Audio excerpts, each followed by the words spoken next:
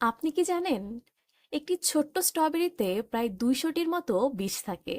Strawberry একমাত্র ফল যার বীজ বাহিরে থাকে। অন্য সব ফলের বীজ ফলের ভেতরে থাকলেও স্ট্রবেরি তার বীজগুলো বাহিরে প্রদর্শন করে। একটি স্ট্রবেরিতে গড়ে প্রায় 200টি বীজ থাকে, আর প্রতিটি বীজই আসলে ক্ষুদ্র একটি ফল।